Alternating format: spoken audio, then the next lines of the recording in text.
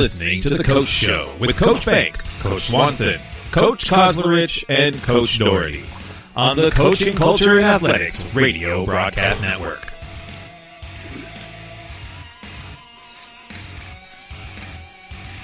Sit back and enjoy the show.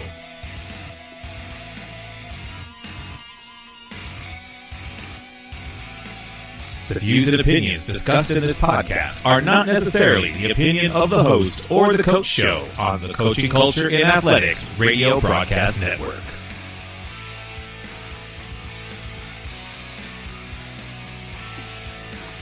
Let's get it done.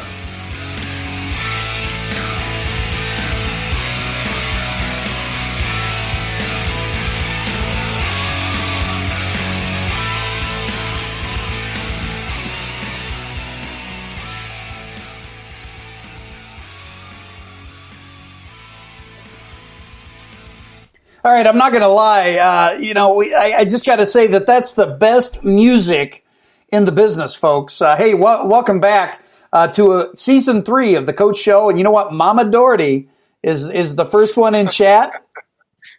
Hey, Mom. Yes. If my mom could figure it out, man, she's 80 years old. You know, she's like, I don't want to listen to sports, but Mama Doherty, we love that you're around. You know, again, I'm going to have to change the introduction music and all that sort of stuff because now we have Coach Bryant and Coach Hodges, this, that, and the other. So we're going to work on that tonight. We're going to keep it light, folks, but we do have a special that we'll share here about in the middle of the show, this, that, and the other. So, hey, welcome to the Coach Show. It's me, Coach Banks, Coach Doherty, Coach Bryant tonight. Coach Doherty, you're probably as excited as I've ever seen you, with the CCA gig, huh? Absolutely. It's been a long few months. I'm excited to get back after it. Oh, my goodness. Coach Bryant, man of few words, but you say some good stuff, man. I got to throw that out there. No, thank you. It's, football. So we're talking football here in Iowa, which is not a thing with Illinois, this, that, and the other.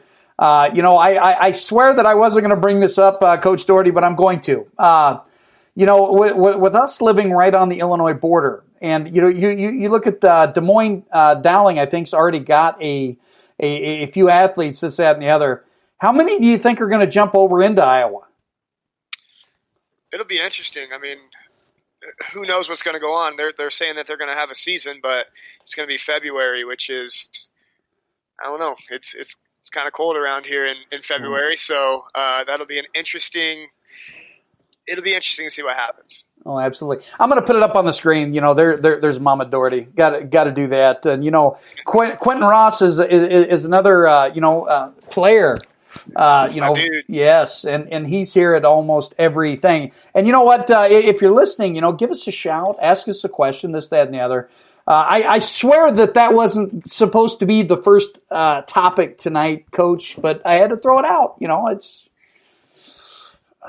it's very real. I mean, who knows what's going to happen, what they're thinking. I don't know. You think about around the Quad Cities area. Now all of a sudden you have guys jumping across, trying to get to a regular football season. I don't know where their heads are at, but it's got to be rolling around in there somewhere. Here's a question for both of you. And hey, there's Dad, Tyler. There's Dad. All right, got to throw that out there. Great golfer. Yes. Found that out. I look at the situation here, and this is pretty open forum. Do you think that it truly affects student athletes if they don't play their senior year, as far as getting an offer, whether it's a Division III, NAIA, Division I, this, that, and the other? For us, I mean, definitely. A lot of these kids that we have that we're excited about might not have much film because they were behind one of our 15 seniors last year or whatever the case may be. So if you don't have film on them, it's kind of hard to prove to coaches, that they're worth their time, their money, whatever it may be. Coach Bryant?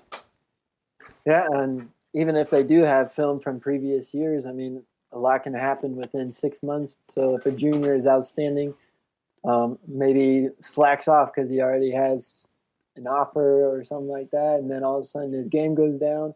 That could happen, but also thinking on just the emotional side of things. I mean, football, a lot of people care about it, whether they go on to the next level or not. They love it. And if you don't have that, you can see a lot of people having some low moments emotionally. And really the biggest topic of them all, and I know I mentioned this in the podcast over the weekend because I was so excited to get geared up, Coach Doherty. I jumped ahead, man, and I did a podcast, and I guess the biggest thing is that at the end of the day, kids just want to be able to compete, and you look at you look at this COVID-19 crap that's going around and how it's.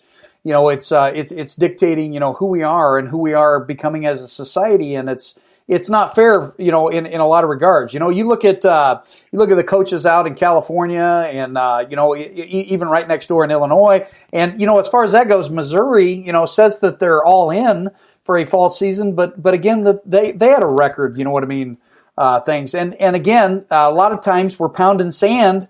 I mean, we want our kids to be able to compete this fall, but we're still nervous. I mean, it's what do you think? What's it going to look like as far as difference this year? A coaching football coach than it was last year, and there's quite a few variables. We just had on our last install, we talked to our guys a lot about urgency. I said, everybody uses the cliche, you never know when your last game is, and this is real, like. Not that it wasn't before because injuries happen, whatever. But I mean, they could pull the plug on this thing anytime. I mean, they proved it with school, and so for those seniors, we had a quarterback, and he was on the news the other night, and he said, I'm glad that we're getting a shot here because I can't imagine it being our last game last year. I'm sorry, without us even knowing it. I mean, so. Urgency. I think that they're going to be playing with a lot more urgency and preparing with a lot more urgency. Coach Bryant? Yeah, just like Coach Doherty said, I mean, after every workout so far during the summer, we've told the guys, hey, you got to cherish this because you never know. This could be the last time, and especially the upperclassmen. I mean, if the seniors don't have a football season, I'd feel terrible. So whether it gets bumped up into the spring or if we have a normal one, I think we have to have one. I mean, a lot of athletes lost their spring sport opportunities, and just doing another one would be detrimental. Oh man, you got a team like Coach Kosrich has up at Panorama that looks like that they could be a title contender, and you just hurt for the kids, overall. You look at spring. You lost soccer, and Central Lee probably would have went to state in soccer this year. And I'm not just saying that because it's my the school that I'm at, but then we hit fall here, Coach, and then wrestling season. And you look at how many wrestlers are going up for their fourth title this year. One from my former alma mater, Centerville. That kid's going for his fourth title, and you just hurt. It's crazy how things are. Yeah, I mean, it's that way at the college level, too. I think back to NCAA wrestling. I mean, the Hawkeyes, I was willing to bet almost anything we're going to win it, and we were excited. We bought tickets to go watch, and again, they stopped. They pulled the plug on it, and it's a scary thing when you have the basketball tournament and the wrestling tournaments. I mean, big money things for the NCAA, and they didn't think twice. They've stopped it, and so – a football season to a lot of people is, I don't know. It's not that it's not important, but they're not afraid to stop big level sports. They're not going to be afraid to stop high school sports. Now this the following statement or question by no connotation is it dirty, this, that, and the other, but how are you going to play with clean balls this fall? How are you addressing that? Tyler? Lysol, right? Lots and lots of Lysol. Lots of it. I mean, I'll be honest, we had our kids camp and our middle school camp, and we're lucky at Fort Madison that our custodial staff's phenomenal. I went in there and I said, hey, here's what we've got going on. Obviously, we need to disinfect footballs and things like that. And boom, here you go. We've got what you need. We'll help you out. However, so we're lucky. And Jim, our main dude, he said, however I can help you out, let me know. That's got to appreciate people like that. Oh, absolutely. I'm sorry about the ball talk here at the beginning, but it's important. What do you think about the extra timeout? After every 4 minutes, and what are your thoughts about? And again, I'm kind of picking your brain because I mean these are issues. You look at water. Water is pretty important, and now we don't have the old squirt bottles, this, that, and the other. How are you addressing that? And I mean, what do you think of all the changes? He's really quiet because I'm still talking about balls. Mm-hmm. He's quiet. You want that one? Rephrase it again. Oh, here. You know what? I'll go first. How about that? I'll go first. I'll go daring. I'll dare to go where no man has gone before. Here we go. You look at the extra timeout. I kind of like it. But it will take away, from, the actual game, this, that, and the other, because, it's kind of like a commercial timeout, folks. You know what? Here's your minute, 2 minutes, whatever. But it's something that we're going to have to do. What I'm going to do to address the water situation is, the Hy-Vee and Keokuk, I'm going to give them props. They are donating water jugs to our football program. So the Hy-Vee and Keokuk, man, next time you see them, tell them thank you, everybody from Central Hawk Nation, and we're gonna put their numbers and their names on it, and we're just gonna let them carry their own jugs. I don't know. It's something that's a little weird, but we will roll with it. Now, as far as the balls, it's going to be one of those things where we're going to have to make sure that we disinfect, like in between. Is what I'm guessing, but they're even talking about the NHSA or whatever it is. They had even talked about having a new ball every first down. I mean, have you heard a little bit of that? Yeah, I've heard rumblings of it. I'm the same way. I'm open to anything for the most part. As long as we can have a season and that extra timeout, you're right, is going to take away from maybe some momentum and things like that. But we'll all have to adjust. That's just how it goes. And again, as long as we can have a season and allow these kids to play the game of football, I'm willing to do it. So the water jug thing, we've been talking a lot about that. We're lucky. We have a lot of kids that carry their own gallon water and things like that. Make sure you write your name on it. But we've talked about getting personalized water bottles and kind of doing it upright and giving them something to take with them after the season. So a lot of ideas, but we haven't done anything formally yet. Yeah. I mean, it's something that we're going to have to address. I mean, it's really strange. And I being me, I always throw an extra water or a dozen things of water, in my ice chest before practice because lo and behold, somebody's going to forget those things, right? It's just now. Let's talk football because we're so excited. I would say that us three, when you look at football, you look at the what it entails, what it's about. I mean, it's something that we truly love, and the fun thing is you get to see it when we're able to work together, and we've been able to work together quite a bit.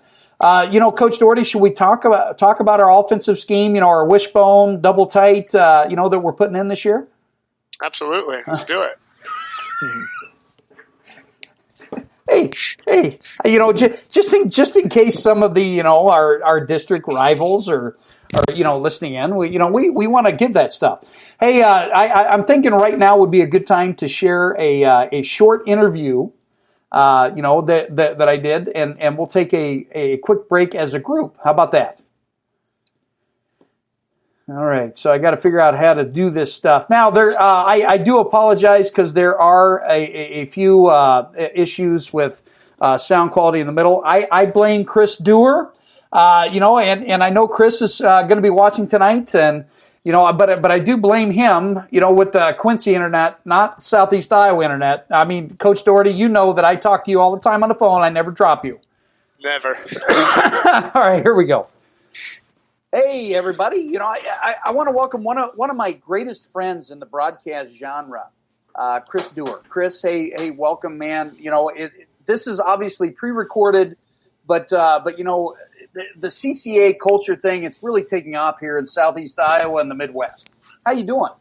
I'm good, my friend. I'm on vacation for the next couple of days, so I don't do great with vacation because I'm used to moving a lot. So I'm trying to force myself to relax, hopefully before a big fall, and fingers crossed.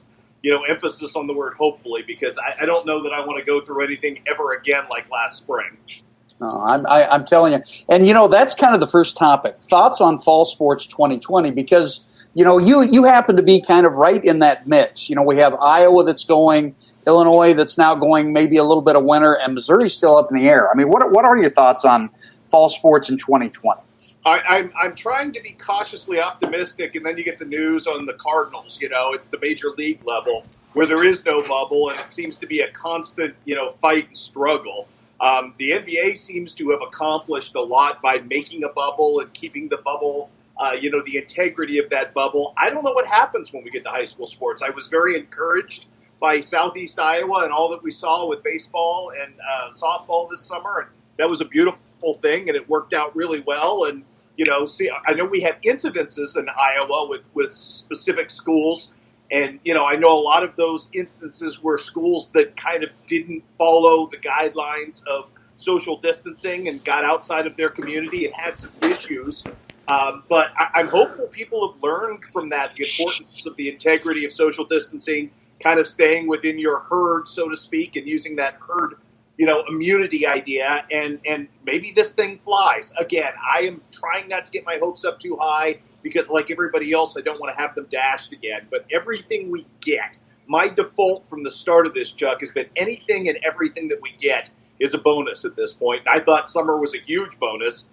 Watching Central Lee, watching Fort Madison, watching Keokuk, that was fun to do, and it felt like normalcy, which we've had far too little of this year. 100%, I have to agree. I got to give a shout out to Dr. Andy Crozier. He's also part of the Iowa High School Athletic Association, and they've done a lot of great insight as to to how to move us forward. And I'll just throw this out there. I mean, I have my own thoughts, and Coach Doherty and Coach Kosrich, they all have their own thoughts on the 7-game regular season, along with everybody in the playoffs. What are your thoughts on that? I like the new format. I think you have to adapt, and I think you have to make it a quicker trap with limited exposure. I think that's the first thing that we're going to see. And I like the Iowa model at this point more than I like the Missouri model of let's just go and see what happens, because I have a feeling we're going to have some interruption. And it makes it really hard if you're trying to play a traditional 9-10 game schedule and build to a traditional playoffs. And, you're going to have teams and communities that shut down. I mean, Missouri is already dealing with the fact that St. Louis is very high risk. And it's really hard to imagine, the integrity of a system, a real state championship, without St. Louis involved in Missouri. It doesn't make any sense. So I like the idea of everybody in Iowa making the playoffs. I like the idea of the 2-week build-in, if you want to call them non-conference games or games that don't matter, however you want to frame them. I like the idea that if you're in a high-risk community, you can kind of pull back and not schedule those games. Or if you lose a game, it's not going to hurt you, and you can quarantine for 10 days and come back and play through the fall when we have a little better idea of who we are. But I think if anybody tells you, Chuck, that they have a definitive answer or a definitive idea that either football will or won't happen this fall, I think they're selling you something, because I don't think any of us know. I don't think the epidemiologists know at this point, because there's been so much variance in human populations. And you've talked about it. I'm at the nexus of 3 states. It's hard to keep track of which state's going where on a given day with everything that develops in the storylines in the news. Like I said, I've got to keep an eye on St. Louis and Kansas City, which, adds to the number of things already on my plate. It's really hard to do that. And if you're a team like, say, Hannibal, who's, based and rooted on a postseason that takes you through St. Louis generally, or Kansas City, one way or the other, that's a really hard spot to start projecting. 100%. I will throw this out though. My first year as a head coach, Chris, I'm going to make the playoffs. No, that's a beautiful thing. You should be coach of the year on that alone. From 2 winless seasons to a playoff berth. I think you should put that headline on your resume. maybe Dr. Crozier will give me a raise. I doubt it, but Deserve maybe. it. all right. So that is awesome. I think that will be a fun permutation of all of this because I think it does, especially for you, Chuck. I mean, you're coming in and you're trying to rebuild a culture of winning, and to know there's a carrot, a given guaranteed carrot at the end of that stick is a beautiful thing for your kids. Oh, and you saw how far they came at the end of last season. If they can just push it over, it's going to be a wonderful thing. All right, the second topic. We've heard far too many crap or negativity that goes on. You know what I mean when we look at our society, whether we turn on the TV or the Facebook or the Twitter. Share one of your greatest stories from the summer regarding positive culture.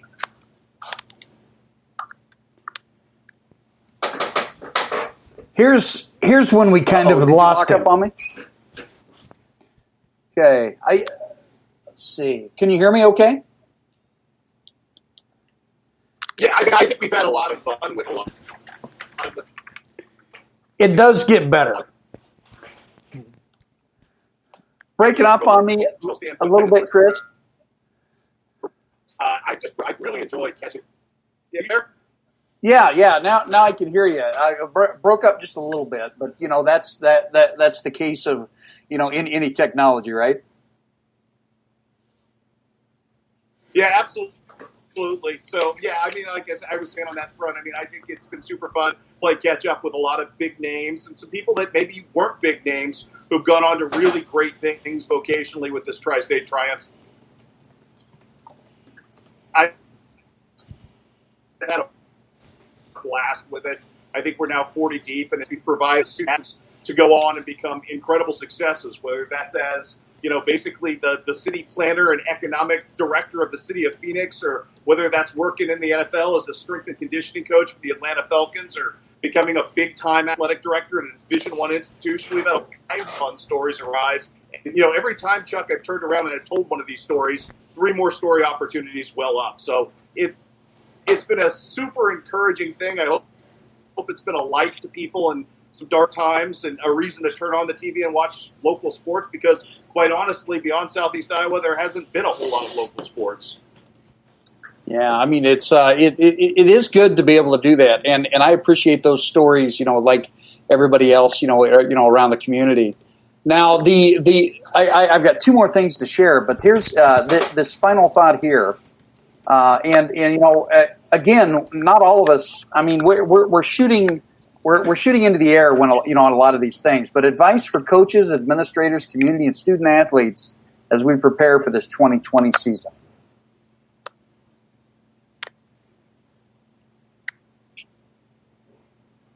I think it is to be patient. I think that's the biggest thing because, again, we're working in a brave new world. I mean, we're just coming off the greatest interruption of American life since World War II. And, I think if you take a positive attitude in of this stuff, realize that there probably bumps, some trial tribulations along the way.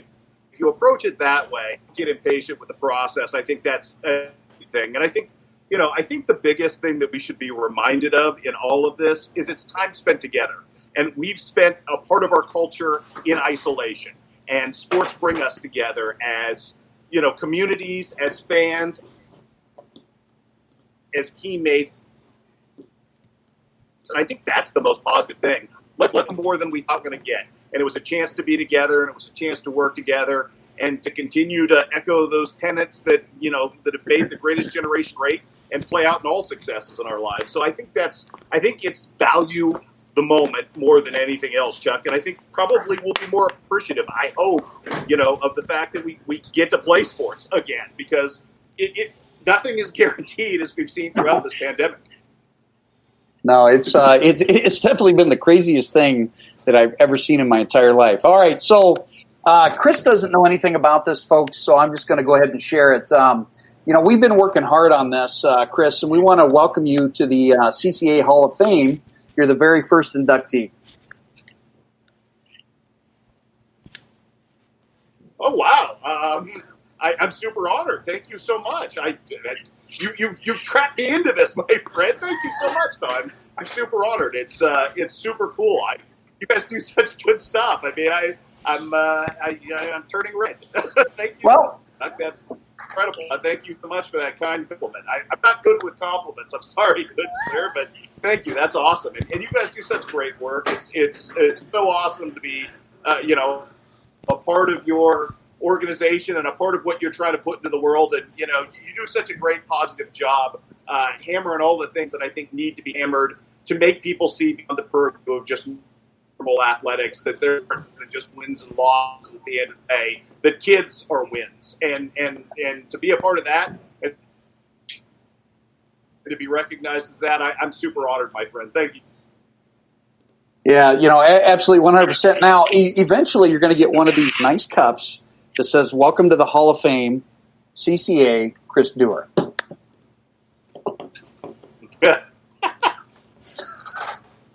All right, everybody, that's our short for today, and now we're going to get back to regular programming, which is two cuter coaches, guys. I'm just going to throw that out. All right, so I'm going to bring us back here. It's not every day that Chris Dewar, you know what I mean? It's not every day that he can't talk. That was pretty awesome. Yeah, well deserved. And Schiffman's right. Dewar is legit, the most legit dude there is. 100%. And he's a part of it, regardless, which is awesome. And and this one is real easy because this guy cares about people. He cares about the community. And, one of the greatest dudes I think I've ever met, over in this area. So, and I think we're going to see Dewar this week, maybe Friday night. Got to throw that out. Okay, here's Coach Schiffman says, "Tell Derek to stop wearing medium shirts." What a hater. I was doing push-ups before the show started. Leave me alone. Could you imagine me in a medium shirt? I mean, it would look like those half shirts, right? I'm sending a Fort Madison medium over to you. Oh my goodness! You do that, and I'm sending you a youth small. Okay. Oh my goodness! No, I'm going to start doing more of these, and then obviously all of our coaches, they can reach out to to people around in the community and do shorts. I like that format because it gives us a chance to talk shop too, versus just highlighting, one guest. That doesn't mean that we won't have guests. That just means that it allows us to swindle that in there. And what's awesome is this was also the first time that Coach Bryant and Coach Doherty had a chance to see that. So that was pretty cool seeing their faces down below. Coach Doherty's like really quiet. Are you crying, man? Nope, just thinking. What are you thinking, man? I love listening to Dewar talk, and he was right. I mean, I love him saying that the kids are the wins because I agree 100%. I mean, I think that's why we're so excited for football. Like, obviously we love it, but we want these kids to get their chance at it. I mean, I honestly couldn't imagine having my senior season without playing football. I made so many memories and things that I cherish deep down in my heart, and I want that for these kids, all the kids. Yeah, I mean, it's 100%. Now, hey, our first question, and what people don't understand is that if you're interactive, we're going to be interactive with you. So I got to throw this out there. This is from Coach Schiff. How do Fort Madison Central East seasons look right now? Tough schedules, good numbers. I'll throw it out there. There are a lot of teams, in our regular season. And Coach Bryant, you can jump in too. There's going to be a lot of schools, with a lot of talent. West Burlington's going to be young, but they're going to be fast. They're going to be well coached up there. Mid Prairie, Williamsburg, a couple other tough teams. Pekin's not going to be a slouch. On our schedule, but the thing is I haven't seen this type of excitement, for Central League football in quite some time, and I don't just say that and I'm not trying to bark up my own tune, this, that, and the other. Coach Doherty's experienced it, Coach Bryant's experienced it. We're probably looking at having anywhere between 46 and 50 athletes on our 9 through 12 squad. which is going to be awesome. We also look like, there's a potential, where we could play curtain raisers for the first time in quite some time. First time since I've been here, when you look at it, and I'm excited. Tomorrow, it looks like we could have anywhere between 70 and 80 kids, all together for camps. I'll try to social distance them the best I can, Dr. Crozier. I just throw that out there. But it's really exciting. You look at what's coming. Coach Doherty, I'll let you jump in. Yeah, I mean, we're excited about our schedule. I agree. West Burlington, I think, is going to be a really good football team this year. They were young in the past, and they're coming along really great. And I agree that they're coached well. Centerville, I mean, we're excited. We haven't played Centerville for a few years, and they always bring it. I think that they're well coached as well. And then, I mean, Schiff, our district is tough. When you're looking at the Mount Pleasants and the Washingtons, the Fairfields, and all of them. I mean, Keokuk's going to be legit. I mean, we've got an uphill mountain that we're trying to climb. We're climbing the rough side. We're okay with it because we're excited to get after it. And they're excited to run the wishbone double tight. That's right. And the thing is from the outside looking in, and when we're playing 7-on-7s and we're working together, which all good cultures are able to find their counterparts out there and work together. But what I'm seeing, Coach, is I'm seeing a group of athletes that have bought into your system. They work hard, and you got some speed, man. That's a good issue to have. Yeah, I mean, we're proud of our guys. We believe in what we run. We're excited. Yeah, that's huge. No Solon. And again, that's not taking anything away from our district anyways. I mean, Fairfield's always Fairfield. They're going to be well coached and tough and so on. But no, I appreciate you saying that, Coach Banks. And same with you guys. We are really impressed with the progress that you guys made in between just a short amount of time when we saw you from first to the last time. So good things happening there. Yeah, and it's good that we have a gauge like that because we can show progression, or we can show, hey, we thought we were better than you know what I'm saying. It's always a good progression to do that. But Coach Bryant, have you seen this much excitement for Central League football? And I mean, it's really amping up. Yes, it is. It's probably a little more since the year after I left. That's probably the last time that I've seen Central League this excited for football. And it's going to be interesting, and I'm sure for you too, Coach. Because always the first home game, man, it's like the whole friggin' community shows up. It's like a demo derby, baby. Everybody's there, and then you know what? You're playing a good team. You get beat, then they don't show up again. Come on, guys. You have to see the progression. Absolutely. All right, so it's not just Fort Madison that happens to. But no, I mean, the beginning of the season is always awesome. I don't know, just it's been a long time since you had the Friday Night Lights. The community's excited. They're wanting to see what you're working with and what you guys have been up to. And I don't know, I'm biased, but I don't think there's much better than that. No. It is kind of interesting now, though. Now people can show up inconspicuously. I had to say that like that. Now they can show up with their phones and video versus, remember the olden days when somebody would show up with like this huge camcorder and they're like, "Hey man, I don't coach for Centerville. I'm okay." Yeah. Oh my goodness! Now, have you noticed the secrecy component with all of the all these football programs around? Because I've noticed that there's a lot of people reaching out. They just ask these little questions, like, "Hey, we was just wondering, what kind of defense, what kind of offense are you running?" Did you notice that last year with you too? Yeah, I mean, not so much inside of our district with coaches reaching out to me, but just coaches wanting to talk football, or at least that's how I take it. And I'm willing to talk football. I'm an open book. I don't really have any secrets. And with the video camera thing, last year we went ahead and shared film with you guys since we were playing you week one. We said, hey, we're going to video our scrimmage. We'll send you our film. You send us yours. That would be awesome. So I would love to do the same thing with Coach Eilers and West Burlington, and I'm sure he's an awesome dude, so I'm sure he'll be on board with it. Then you don't have to send somebody in green and white hiding in their stands, whatever. Like back in the day, you always heard those stories, and I don't know. Well, one of the funniest stories. Well, it is what it is. But we always scrimmaged on Saturday mornings when Coach Hoffman was here, and lo and behold, you'd look up in the stands, and here comes everybody from Keokuk on their coaching staff, and they don't even hide it, man. They're wearing the purple, and they're sitting down, they're eating popcorn. I'm like, come on, man.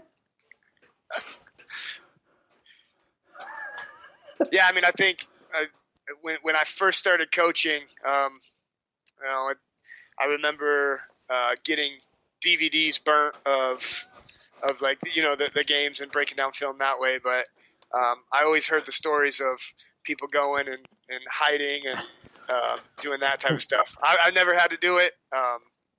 Never been a part of that. So, but I've heard the stories. They sound fun. Okay, here's another good one from Coach Schiff. Since our season has moved to spring, I expect a direct line to your headsets, Derek. We'll see what we can do. I always thought it would be cool to mic up, like during a game and, like shit. But I'm like, no way. There's no way. Not good for me. No way that can happen. Now, what was the weirdest thing, as far as a coach from an outside community showing up? What's the weirdest thing that they tried to hide themselves or whatever, that you experienced in your career? Yeah, like I said, I've never really been a part of it. I can remember, years ago, guys sitting in the stands with video cameras and guys with their notebooks and stuff, and they weren't trying to hide. We knew that they were there, so. Which I'm fine with. Like I said, I'm open. Go ahead and come see what we're doing. I mean, I can't remember for sure which coach it was, but I think it was Bruce Freevert and Stan Matty in Centerville. They actually went up to Oskaloosa, and it was the year that Oskaloosa went undefeated, and they had the coach that that went to Albia, that Hall of Fame dude, right? And anyway, so they're up there. And this is kind of before the camcorders, because the guys were like, "Hey, don't expect us," the videotape, whatever. Anyway, so here's the notes, and their notebooks, man, they would fill out notes like that thick, in a game. And about halfway through the sleeve, he says, "Sorry, coach, but you're effed. Game over. You're not going to beat Oskaloosa."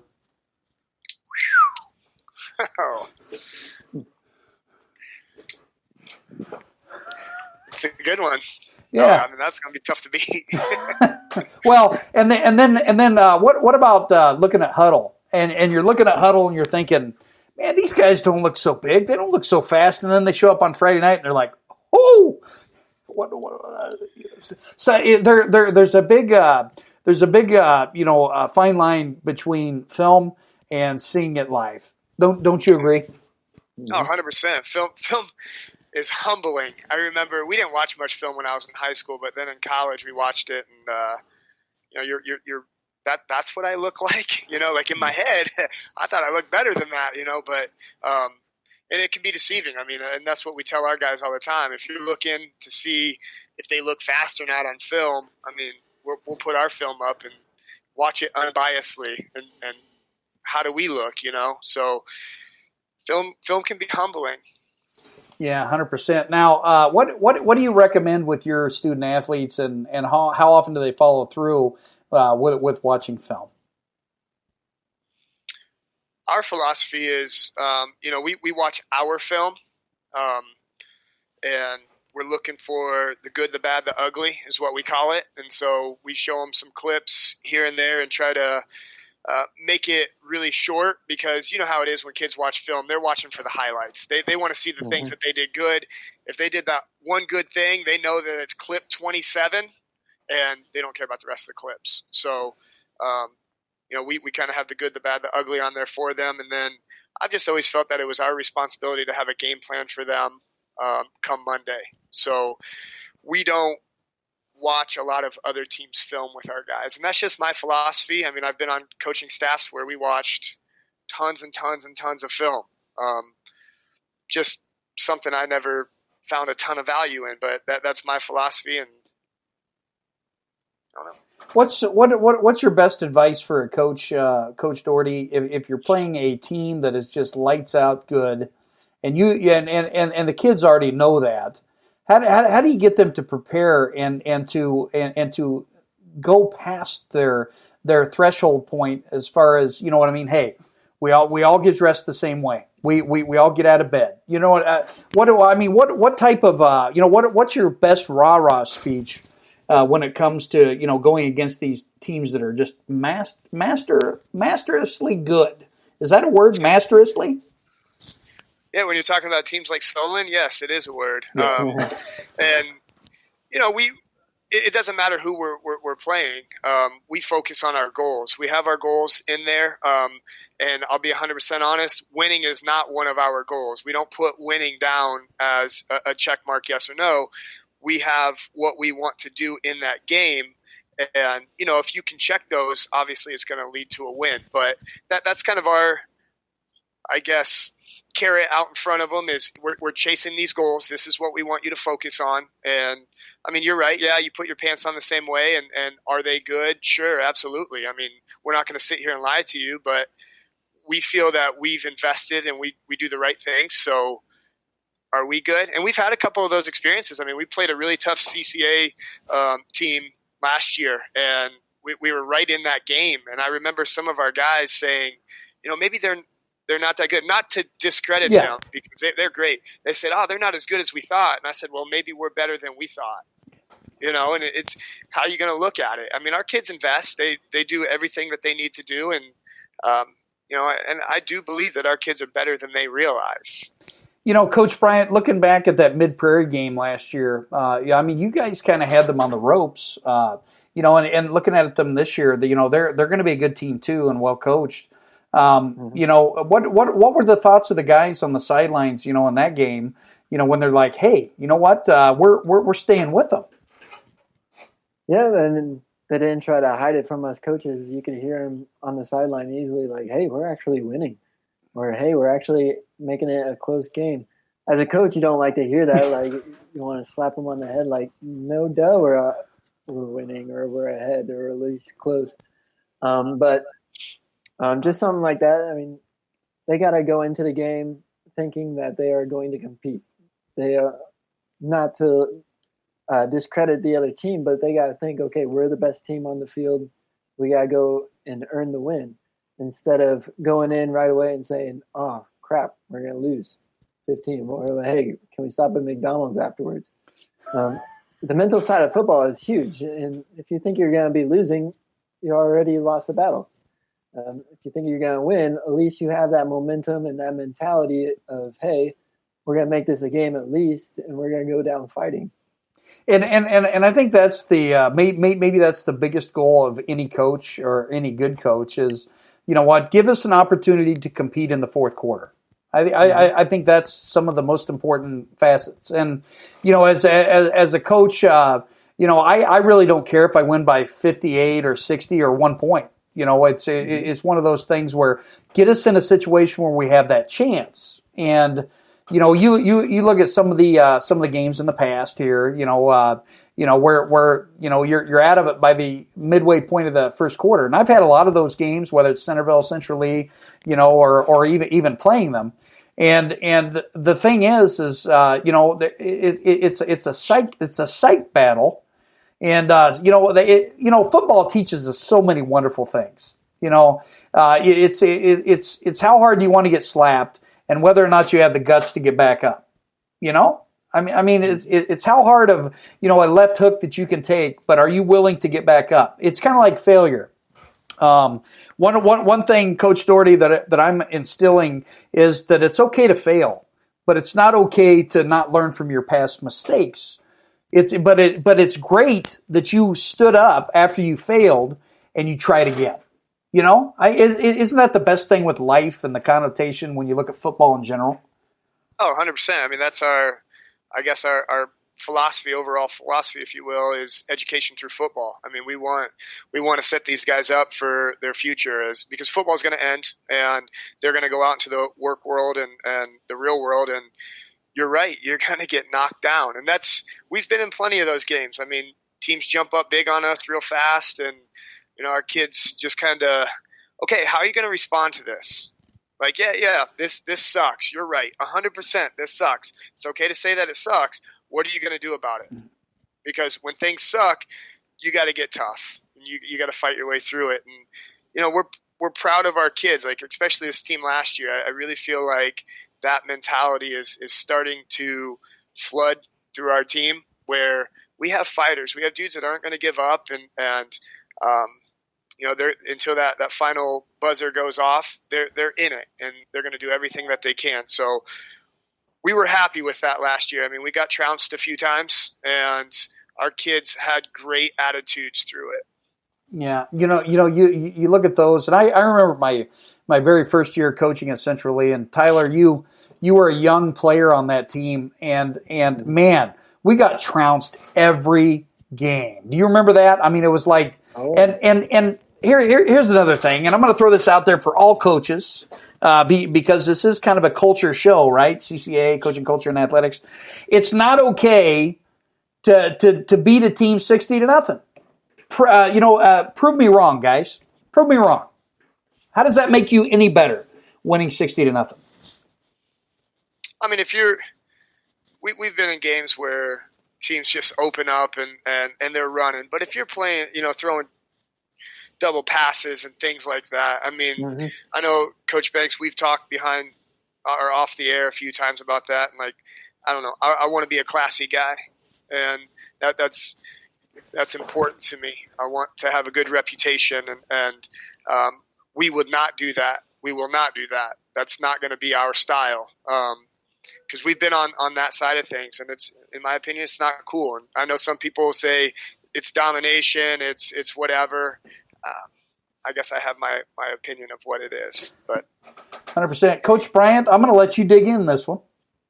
Yeah, I absolutely agree. If you are playing your game the way that you have it scheduled and you're up big going into the fourth quarter, one, put your backups up, give them some extra reps. Why risk chance of your starters getting injured, or it just looks bad up in the stands as well? I mean, get the younger guys some reps, get that extra work in for them that they actually need instead of running up the game. But also, you're not throwing, like Coach said, double passes or triple reverses, anything like that. You're just playing your game. If you're beating them and you're running 4-yard plays and then you just continuously score, that's one thing. But if you're going for the deep ball time after time again when you're up 60 points, that's being a jerk in my book. I've had it happen to me a lot, and fortunately I haven't been the one to do it. Even in college, I mean, when we were up big, starters were out, and we got the extra guys some reps.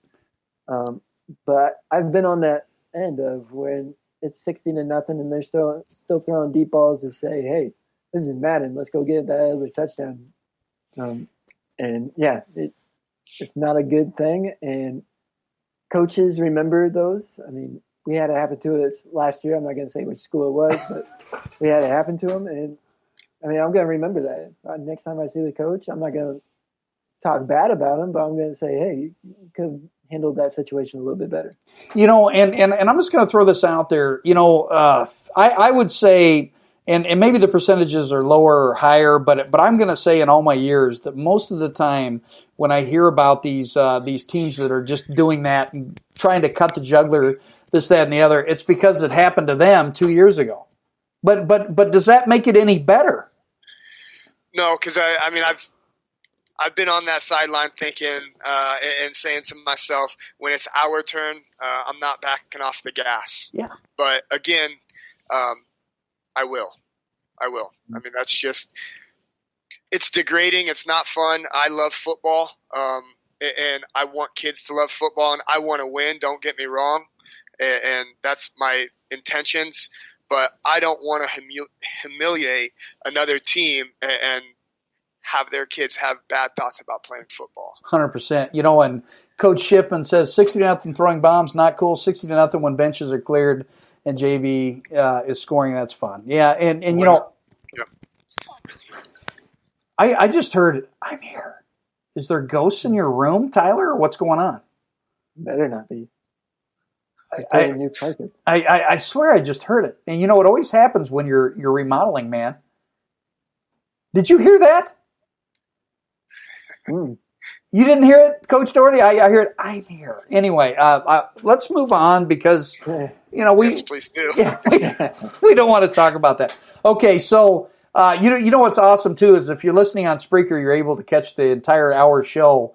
And you know, the coaches we've collaborated, but don't forget if you're looking you know, to sponsor something and something wonderful, Coaching Culture and Athletics is the way to go. You know, hit us up, coachingcultureandathletics@gmail.com. You know, if you want to sponsor us, we'll set you a package and we'll do you right. We're also looking for whether it's brand new cleats, used cleats, we'll clean them up. But we're looking to get that sort of stuff so we can start giving to some of the disadvantaged youth that are around in our community. Because ultimately, at the end of the day, we're here for the community, the state of Iowa, you know, and the kids, you know, above and beyond. And I think that's truly important. And you know what we're trying to do is we're trying to make this community a better place, one soul at a time. And you know, we've made a lot of progress. Don't you agree? Mm-hmm. Oh man! And if Coach Hodges had quit going on dates with his wife on Sunday nights, maybe we get Coach Hodges here. Now I'm giving him a hard time. Get Coach Kaz back. That'd be awesome. Okay, so we'll have a little fun here the last 9 minutes. What did you guys did you have a chance to see the Dodger that was making fun of the Houston Astro and then he got suspended? Oh my goodness! Did you see that, Tyler? Did. Okay, all he did was go, and then he probably said, you know, a few choice words, but this pitcher, and again, I don't have his name. I don't do good with names, folks. It's not who I am. And anyway, this guy gets suspended 15 games in a 60-game schedule. I don't know if you were pitching, Coach Doherty, against the Houston Astros. Would you hit him? I'm not a huge baseball guy, but after hearing about their cheating and stuff like that, I might be throwing at him a little bit. I don't know. Coach Bryant, you hit him or not? Yeah, I don't know if I'd hit him, but I definitely let him know that what they did was wrong. Yeah. Sweet chin music. Oh yeah. You know, I'm hitting him. You know, it's just the way it is. And again, bad when the announcers talk bad about the Astros too. I was watching a video and he like struck out, and then the announcer was like, "I guess it's more difficult guessing at the pitch instead of knowing what the pitch was." Go ahead. I was just thinking, I saw a meme. Again, I'm not a big baseball guy, but I saw a meme with the COVID-19, and they saw the signs coming, and I saw that one too. Popped into my head. The funniest meme with them was, you know, with you know, the fan music that's now in Major League Baseball's. You know, are the visiting when the Astros are visiting, are the fan music or you know, voices, are they going to boo them? Anyway, it's just, oh goodness. So Coach Doherty, you just got done with your week of youth camp. We're going to do our youth camp this week along with our high school. How did it go? Oh, it was awesome. You know, the kids were asking, because we do a 2-day camp with them. They were asking parents, because their parents were writing me, is there another day? And that's what we want. We want kids to want to come back, and our high school guys do a great job with them, and seeing them build these relationships is phenomenal. And you know, that's what it's about. That's program football, and those kids are eventually going to be our guys in those jerseys, teaching the little kids, and it's going to be, it's fun. I'm glad we're doing it that way. Coach Bryant, we had the opportunity to bring him, you know, the young kids in, you know, 6 through 8 last week. What? I mean, all I could see was smiles and excitement. What were your thoughts on that? Yeah, you're absolutely right. I think the kids, one, they're glad to be back with their friends, the social side of things.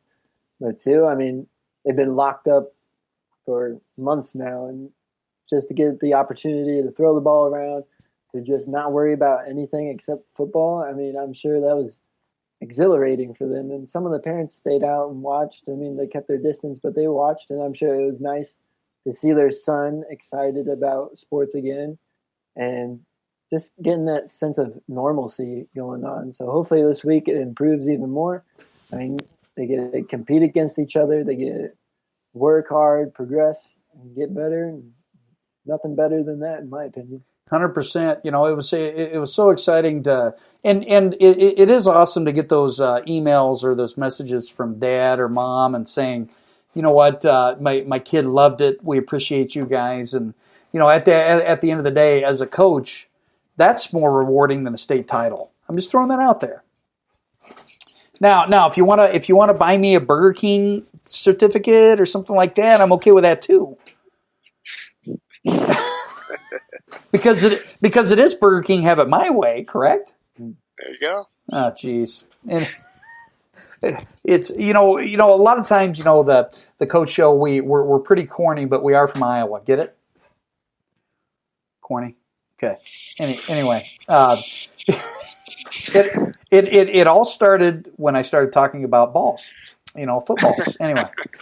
Oh, geez. So you have your camp this week, Coach Doherty, and then Friday night's going to be fun, brother. Yes, sir. We're excited. Like I said, we were excited to see the progress that you guys made from just a couple days. So now we haven't seen each other for about 2 weeks, and it'll be awesome. I mean, our hope is that you can say the same thing about us, that we've made progress. So, Friday's going to be a lot of fun. Absolutely. And let's see, I forgot what I was going to say, Coach Bryant. Isn't that bad? That's what I'm here for. Okay. Yeah, that's probably a good. Oh, here it is, Coach Doherty. What I would like to start doing during the week, or during game weeks, is we're going to start doing a Central Lee and a Fort Madison lineman of the week, and we're going to. It's going to be CCA affiliated, and I'm thinking that we should give them water bottles. What do you think? Sounds like a great idea to me. Lineman of the week, because linemen never get it's kind of like Rodney Dangerfield, no respect. Right. Okay. Yeah, and they're the most important dudes, in my opinion. And here's the thing, Coach Bryant, and I got to give you a hard time. Skill, baby. Okay. Now, a lot of my linemen are skilled. Just got to throw that out there. He's not saying anything. You guys do the dirty work, don't get me wrong, but who got my skilled guys in the newspapers? Well, then they should be buying them Burger King raffle tickets. I don't care. Absolutely. They should be, like the quarterback, he should be taking his lineman out for ice cream or something every week. Absolutely. Okay, I'm going to do final word here. If any of my Central Lee fam are watching, and I know that there's a lot of you, don't forget, camp starts tomorrow morning. Registration from 7 to 7:30 for 7 through 12, and then 7 through 12 will go from 7:30 to 10. I got to think here. Registration for kids second grade through sixth grade will take place from 9 to 9:30, and then we're all going to be in there learning and getting better together. So we hope to bring back that hashtag Beast from the East. So follow us, Facebook, this, that, and the other. That's going to be my final word. Well, here's another final thing. Be if you can be anything in this world, okay, be a couple things. Be honest and be nice. That's all I've got. Coach Doherty? Yeah, agreed. Just a reminder to our guys, we have camp tomorrow. Registration's at 5:30, grades 9 through 12, and we're excited to see you. And I agree. Be kind. Coach Bryant? Yeah, we got to get ready to compete this week. It's one less week until regular season starts. There's one more day to get better, as my high school coach always said. I mean, he might have been crazy a few times, but I mean, that's the best thing ever. You get better each day or you get worse. There's no plateauing. And so, yeah, take advantage of each time, especially with this COVID stuff going on. You never know when it's going to be your last. So enjoy it.